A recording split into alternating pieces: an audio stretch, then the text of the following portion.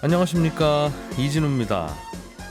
정부가 내년에 특례보금자리론이라는 정책 상품을 내놓을 예정이랍니다. 9억 원 이하의 집을 살 때 최대 5억 원까지 장기 고정금리로 대출을 해주는 건데요. 구체적으로 어떤 상품인 건지 오늘은 이 얘기 먼저 좀 들어보겠고요. 최근에 건보료, 건강보험료 고지서 받고 깜짝 놀란 분들이 좀 있으실 것 같습니다. 예전보다 보험료가 많이 오르기도 했고 또 안 내던 보험료를 내게 되는 분들도 늘었다는데 건강보험료 제도가 어떻게 바뀌었길래 이런 일이 벌어진 건지 이 얘기도 좀 들어보겠습니다.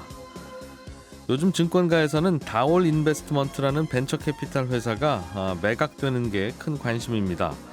회사가 사고 팔리는 일이야 가끔 있는 일인데 이 회사가 팔리는 건 그만큼 요즘 벤처캐피탈 시장, 스타트업 투자 시장이 안 좋다는 그런 의미가 있어서 주목을 더 끌고 있는 건데요.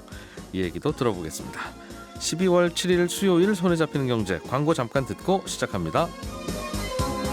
자, 오늘도 경제 뉴스들 재미있게 정리해 보겠습니다. 오늘도 MBC 양효걸 기자, 그리고 한국경제신문 나수지 기자, 손에 잡히는 경제 박세훈 작가, 이렇게 세 분과 함께합니다. 어서 오세요. 예, 안녕하세요. 자, 오늘은 특례보금자리론, 이 대출 상품이 이 정부가 만들어서 내놓는다. 내년에. 요즘은 뭐 살 집도 있고 종잣돈도 있는데 대출이 안 나와서 집 못 사는 경우 많아서 네. 무슨 대출 상품 나온다고 하면 관심들이 많으실 테니까. 네. 이게 어떤 대출이에요? 아직 내용이 다 나온 게 아니라서 좀 불완전한 정보이긴 합니다만 예. 그래도 내년에 이런 상품이 나온다는 건 알고 계시면 좋을 것 같아서 들고 온 뉴스인데, 결론부터 말씀드리면 내년에 9억 원 이하의 집을 살 때 정부가 장기 고정금리로 5억 원까지 대출을 해주는 상품을 출시한다. 그리고 그 상품 이름이 특례보금자리론입니다. 9억 원 이하의 집, 그리고 5억 원 이하 대출. 네. 우리나라에는요. 예. 정부가 은행보다 상대적으로 조금 싼 이자의 고정금리로 대출해주는 정책 상품이 몇 개 있거든요. 그게 비싸면 아무도 안 할 테니까. 그렇죠. 그리고 고정금리라는 것도 좀 중요하긴 합니다만 예. 하나는 안심전환 대출. 요건 최근에 저희가 여러 번 말씀드려서 익숙하실 겁니다. 이미 있는 거죠, 이건. 네, 변동금리로 받은 주택담보대출을 좀 더 싼 이자의 고정금리로 바꿔주는 거, 예. 그거고요. 다른 하나가 보금자리론, 그리고 적격대출, 이렇게가 있습니다. 이 세 가지 정책 상품의 특징이 정부가 시중금리보다 조금 싸게 고정금리로 빌려준다는 점에서는 같은데 예. 빌릴 수 있는 세부 조건들이 다 다르거든요. 뭐 어디는 6억, 어디는 9억, 그렇습니다. 어디는 뭐 집값이 얼마 이하여야 되고 대출 한도도 다르고 또 소득 제한도 다 다른데 그래서 매일 이런 뉴스를 공부하는 저희도 솔직히 뭐가 다른지 그때그때 찾아봐야 할 정도로 복잡합니다. 예. 근데 이 특례보금자리론은요, 요 세 가지를 합치겠다는 겁니다. 아, 종전 거 다 없애고 네, 하나로 합치겠다는 요거 겁니다. 하나로. 네, 세 가지 상품을 다 합쳐서 하나로 만든 후에 네. 집값 9억 원 이하, 대출한도 5억 원, 그리고 소득 제한은 없애기로 한 겁니다. 9억 원 이하 집을 살 때는 우리나라 국민이라면 네, 나라에서 빌려준다. 네, 5억 원까지는. 근데 여기에도 뭐 DSR을 깐깐하게 적용할지 안 할지 등등은 일단 나중에 정해야 봐야 됩니다. 된다는 거죠. 네, 그리고 아무리 많이 해도, 아무리 이렇게 저렇게 계산해도 5억 원까지밖에 안 해드립니다. 그렇습니다. 그래도 시중은행 대출보다는 이런저런 조건이 괜찮네요. 괜찮습니다. 네. 구체적으로는 이자가 얼마나 되냐, 이게 가장 이게 큰 가장 관심일 텐데. 중요하죠. 근데 어제 금융위원회랑 통화를 해봤는데 예. 아직 결정은 안 됐습니다. 근데 어제 금융위가 발표한 보도자료 하단에 보면요. 예. 금리 관련한 힌트가 하나 있긴 합니다. 뭐냐면 보금자리론의 금리가 이달 20일부터 오른다는 건데 얼마나 오를지는 아직 발표가 안 됐습니다만 적어도 0.25%포인트 이상은 올릴 겁니다. 근데 지금 보금자리론 금리 중간이 4.5% 정도 되니까 예. 0.25%포인트 올리면 4.75%가 되겠죠? 그럼 상단은 대략 한 5%가 될 겁니다. 이게 정부가 빌려주는 변동금리인가요? 고정금리. 고정금리로? 네. 예. 근데 이렇게 올리는 이유는 뭐 당연히 시중금리가 올라서 그런 건데 보금자리론 금리가 20일부터 오른다는 게 왜 중요한 힌트가 되냐면요. 예. 금융위 보도자료를 보면 또 조그맣게 이렇게 적혀 있어요. 올해 안심전환 대출을 받을 수 있는 분들이나 이달 20일 전에 보금자리론을 신청해서 받을 수 있는 분들은 내년에 새로 출시되는 상품 말고 지금 대출을 받으라라는 겁니다. 근데 이 말은 뒤집어 생각해 보면 내년에 새로 나올 특례 보금자리론 대출 금리는 두 가지 상품, 그러니까 안심전환 대출이랑 20일부터 금리가 오른다는 그 보금자리론보다 금리가 높게 책정될 거라는 게 힌트인 거예요. 그래서 지금 시중은행 주택담보대출 금리 상단이 7% 정도 되거든요. 그러니까 그것보다는 아마 좀 낮게 잡아야 될 것 같고 보금자리론보다는 또 높게 잡아야 되니까 대략 5% 한 중반 정도로 결정이 되지 않을까. 이런 예상이 가능합니다. 내년부터 나라에서 해주는 특례 보금자리로는 고정금리인데 네. 지금 분위기라면 한 5%쯤짜리 고정금리가 될 네. 거다. 5에서 5% 중반 정도 되는 걸로 나올 걸로 보입니다. 그 예산을 어느 정도 배정받느냐에 따라서 최종 금리 수준이 또 결정이 되는데 달라질 수가 있거든요. 왜냐하면 정부 예산으로 이제 우대금리 줘서 약간 깎아주는 그런 구조로 돼 있습니다. 정부가 이자 좀 보태주는. 네. 그래서 예산이 어느 정도 배정이 되느냐에 따라서 금리 결정이 최종적으로 결정이 될 거고요. 네. 혹시 보금자리론을 받을 생각이 있는 분들은 이달 19일까지는 무조건 신청을 하셔야 됩니다. 이게 신청일 기준이거든요. 금리 예. 달라지는 게. 그리고 또 새로 대출 받는 분들뿐만 아니라 집을 사신 분들 중에 이런 대출이 있는지 모르고 다른 대출 받아서 샀다거나 아니면 다른 대출로 집을 살 때는 자격이 안 돼서 못 받았는데 지금은 된다 하는 분들은 네. 갈아타기 할 수 있습니다. 그런 분들도 19일까지는 신청을 하셔야 됩니다. 요거는 오늘 발표하신 특례 보금자리론하고는 네. 좀 다른 얘기죠. 네, 조금 다릅니다. 보금자리론 얘기 나온 김에 네, 나온 김에 20일에 오르니까 받을 생각 있으신 분들은 19일까지 꼭 신청을 하셔라 라는 겁니다. 20일 날 금리 올리니까. 네. 야, 정부가 특례라는 이름 붙이고 나오는 대출 상품인데 그것도 고정금리인데 5%가 넘을 거라는 거니까. 네. 요즘 금리 진짜 많이 많이 올랐네요. 오른 거죠. 예. 예. 야, 이렇게 높은 금리로 어떻게 집을 사요? 어쨌든 그러면 9억 원 이하짜리 집은 네. 누구나 다 가능하다. 다른 조건은 이제 없습니까? 깔끔하게. 없습니다. 깔끔합니다. 근데 어느 정도 규모로 상품을 팔지는 아직 정해지지 않았는데 예. 한도가 찰 때까지 아마 선착순으로 팔 겁니다. 근데 생각보다 흔행이 저조할 수도 있거든요. 왜냐하면 조금 전에 말씀하셨듯이 이 정도 비싼 금리로 어떻게 집을 삽니까? 라는 분위기가 지금 팽배해 있어요. 그래서 딱 올해 초까지만 해도 정부의 정책 상품들 중에 아까 말씀드린 적격 대출 같은 경우는 나오자마자 완판이 되기도 했었거든요. 예. 근데 그 후로는 작년에 비해서 절반 가까이 덜 팔렸습니다. 집들을 안 사시니까. 그렇습니다. 금리 오르니까 정책 상품들 금리도 올라서 그런 건데 내년에 과연 부동산 경기가 어떨지에 따라서 요 새로 나오는 게 흥행을 할 수도 있고 안 할 수도 있을 텐데 예. 또 이게 완판이 되는 게 좋은 건지 안 되는 게 좋은 건지 그건 좀 판단이 안 섭니다. 완판이 된다는 건 너도나도 다들 이제 또 집 그렇죠. 사러 달려가시고 있다는 뜻이니까. 네. 뭐 사실 분들은 사셔야죠 집을. 근데 이제 집값이 다들 이렇게 올랐다 내렸다 정신이 없으니까 네. 도대체 얼마에 사야 되는 거냐 그게 혼란스러워서 그렇죠. 네. 내년 언제쯤 나온다는 거예요? 이것도 아직 미정인데 정해야 될 게 좀 많아요. 조금 전에 말씀드린 것처럼 금리도 정해야 되죠. 중도 상환 수수료 어떻게 할지도 정해야 되죠. 그리고 DSR 산정할 때 이 상품 들어가게 할지 말지 이것도 정해야 되고요. 이런 상품 하나 만들어가지고 은행에서 새로 팔리게 하려면 은행 전산망을 다 개편을 해야 되는데 예. 그 작업하는 데도 시간이 좀 걸립니다. 어쨌든 1월 안에는 출시할 수 있게 하겠다라는 게 금융위원회 답변이었고요. 예. 이게 출시가 되면 그때 가서 다시 한번 자세히 말씀드리겠습니다. 알겠습니다. 1월에 잔금 있는 분들은 조금 고민거리가 되겠네요. 그죠? 네. 가능하면 잔금일을 2월 이후로 미룰 수 있으면 미뤄라. 네. 요즘 집 사시는 분들은. 그렇습니다. 그러나 예. 보금자리론을 받으실 수 있다면 지금 받을 수 있다면 19일까지 신청하시는 게 나을 수도 있습니다. 금리 수준이 달라질 수가 있거든요. 예. 알겠습니다. 자, 양효걸 기자님. 네.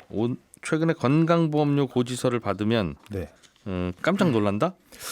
네, 무슨 변화가 맞습니다. 있어요? 최근에 이제 11월분 건강보험료 고지서가 나왔는데 이를 예. 두고 너무 많이 나왔다는 불만들이 여기저기서 터져 나오고 있습니다. 근데 이 건강보험료 내는 체계를 일단 살펴보면요. 일단 직장에서 가입한 분들, 회사원분들은 직장 가입자죠. 예. 그리고 직장에 속해 있지 않은 분들은 이제 지역 가입자로 분류를 합니다. 예. 여기에 이제 건보료를 따로 내지 않고 직장 가입자의 보험으로 들어가는 그 우산 아래로 들어가는 피부양자로 구분이 되는데 네. 이 쉽게 말해서 한 가구에 뭐 직장 다니는 아빠 또는 엄마가 있으면 직장 가입자로 건강보험이 들어가 있겠죠. 예. 그러면 모시고 사는 부모님이나 자녀들은 이제 피부양자가 되는 겁니다.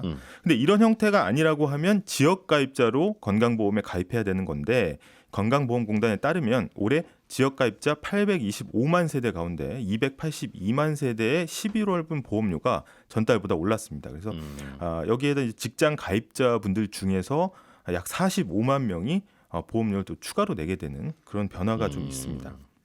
직장 가입자인데 보험료 추가로 내는 것도 이것도 변화이긴 한데 네. 뭐 보험료라는 게 조금씩 오르잖아요 원래. 그렇죠. 예. 근데 왜 이게 논란을 만한 뉴스예요? 네, 이게 9월 달부터 건보료 체계가 바뀌었거든요. 그래서 이게 서서히 현실에 이제 반영되면서 실제 고지서에 이제 반영이 된 겁니다. 그래서 예. 아까 말씀드렸던 건보료를 안 내도 되는 분들, 그러니까 이 피부양자로 들어가는 기준 자체가 일단 엄격해졌거든요. 예. 그래서 사업소득이 일단 없어야 되고 사업소득 말고도 다른 소득이 예전에는 뭐 3,400만 원까지 봐줬는데 연 2천만 원을 넘으면 안 됩니다. 그리고 재산 과표도 5억 4천만 원 이하여야 여기 들어갈 수가 있거든요. 그래서 예. 만약 여기에 하나라도 해당이 안 되는 게 있다면 피부양자 자격은 받을 수가 없습니다. 그래서 이렇게 되면 바로 지역 가입자로 전환이 되면서 건보료 이제 고지서가 날아가는 거고요. 이거는 피부양자였지만 자기 명의 재산이 이렇게 있거나 네. 다른 소득이 조금 이렇게 있으면 네. 이건 건보료 따로 내야 된다. 그렇죠. 근데 이제 소득 기준이 엄격해졌기 때문에 거기에 해당하는 분들이 많아진 거고요. 음.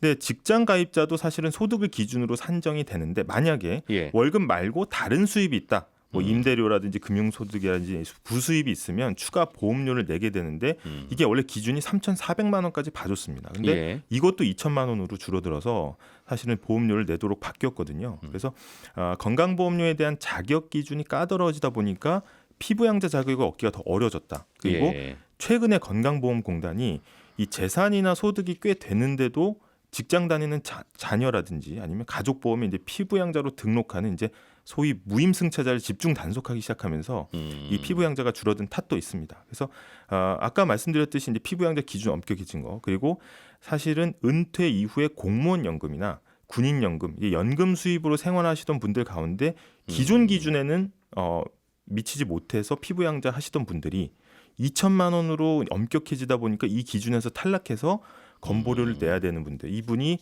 거의 20만 명에 달합니다. 그렇군요. 소득이 있으면 건보료 내야죠. 그렇죠. 내긴 내야 되는데 예를 들면 이런 분들은 특히 지역 가입자들은 네. 소득이 1년 소득이 1,000만 원이다. 네. 그러면 1,000만 원 소득에 대해서 건보료를 내라고 하면 아무 불만 없을 텐데 네. 소득 있으세요. 이제 네. 지역 가입자세요. 그러면 네. 자 그럼 이제 재산을 봅시다. 네. 시골에 땅 있으시네요. 맞습니다. 얼마 추가. 네. 집도 비싼 거 있으시네. 얼마 추가. 네. 그러니까 왜 이렇게 계산을 하느냐 네. 때문인 것 같아요. 네. 직장인들은 1,000만 원을 벌면 1,000만 원에 대해서만 건보료를 내는데 네. 왜 지역 가입자들은 1,000만 원을 벌면 1,000만 원 플러스 이것저것 다 붙여서 부과를 하느냐. 네. 거기에 대해서 답을 안 주니까 자꾸 불만인 거 아닙니까? 그런 이제 어떻게 보면 형평성 논란이 이번 개편에서 가장 크긴 컸습니다. 그래서 이 지역 가입자분들에 대한 소득 기준도 좀 이렇게 낮춰주기도 하고 조금 조정을 한 게 이제 2단계 이번에 개편이었는데 근데 건강보험 공단 입장에서는 좀 억울할 수도 있다는 게 이제 기존에 해오던 거고 최대한 우리가 점진적으로 이제 형평성을 개선하고 있다 이런 얘기. 잘못된 건 빨리 바꿔줘야지. 네. 왜 이런 건 점진적으로 바꾸고 네. 그러냐는 거죠. 문제는 약간 건보료 재정 이런 문제도 있고요.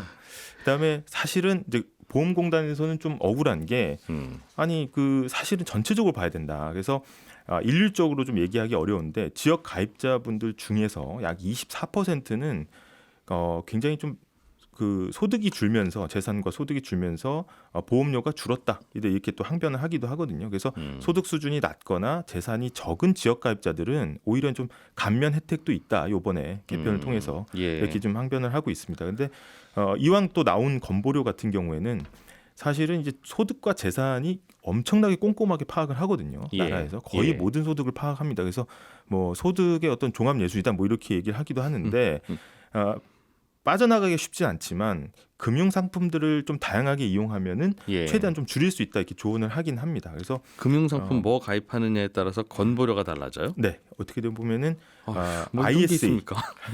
일단 알려주세요. 네, 지난번에 이제 ISA 개인종합자산관리 계좌가 사실 예. 연 2천만 원씩 납입이 가능하거든요.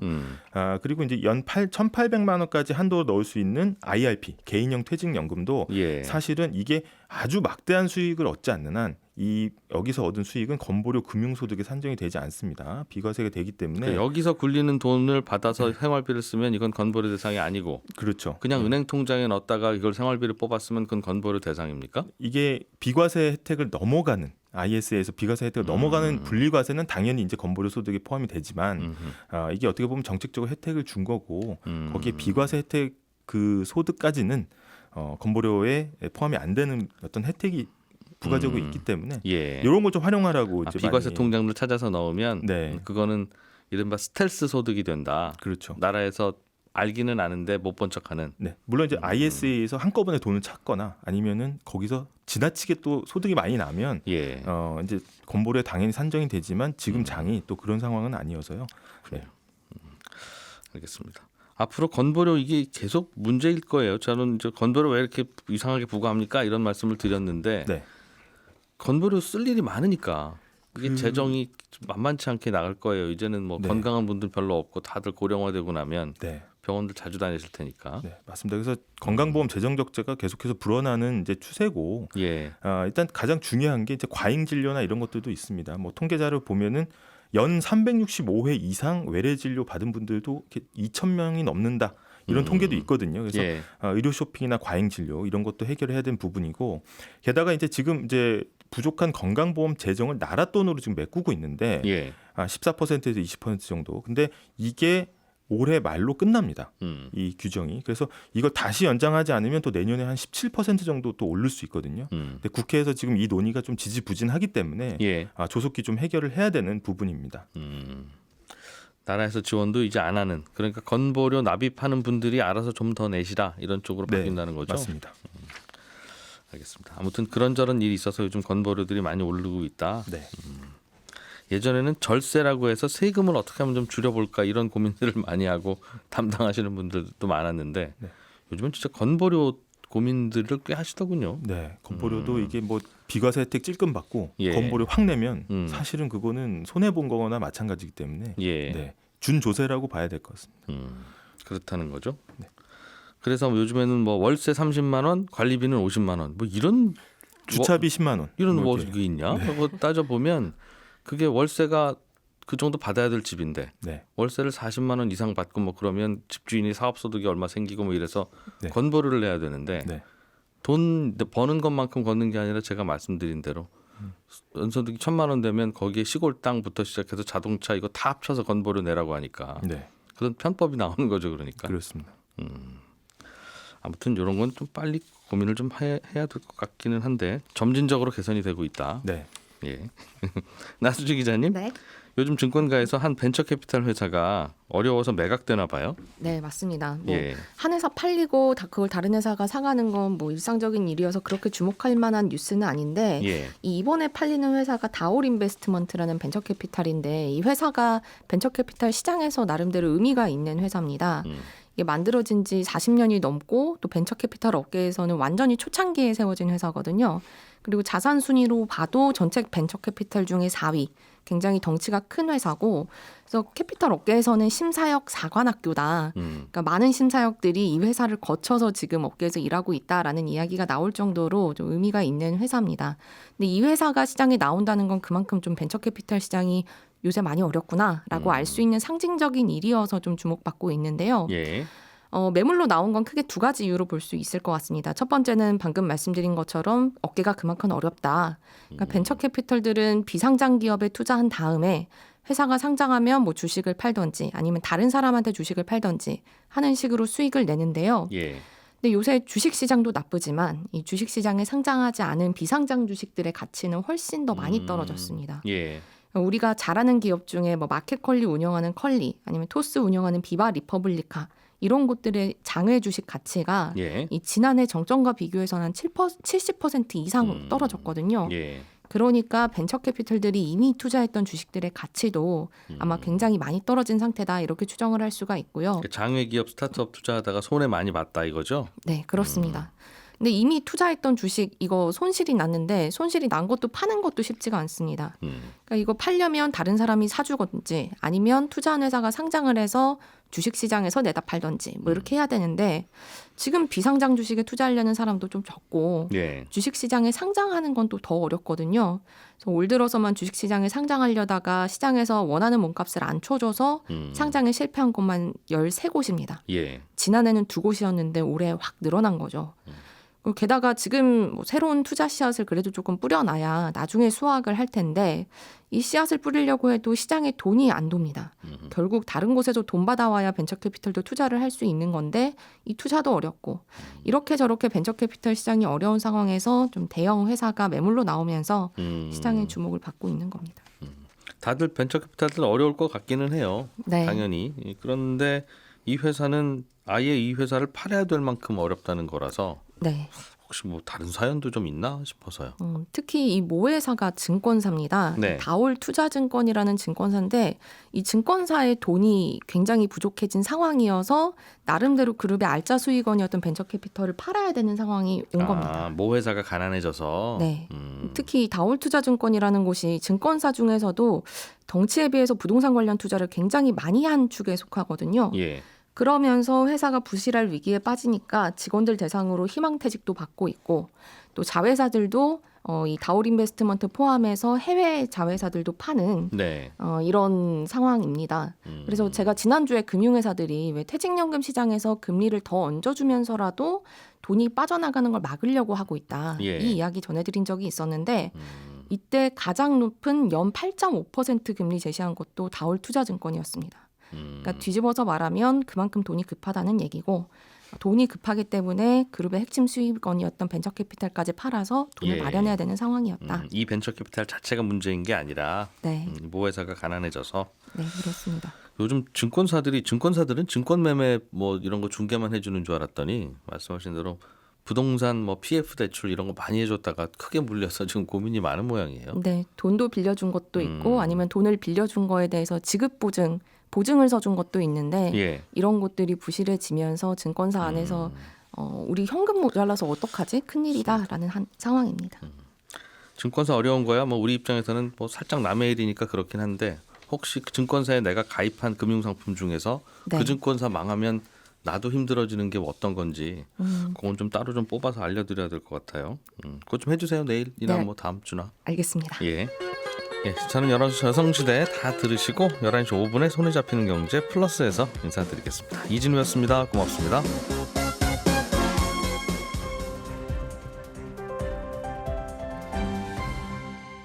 경제를 생각하는 사람들의 즐거운 습관. 이진우의 손에 잡히는 경제.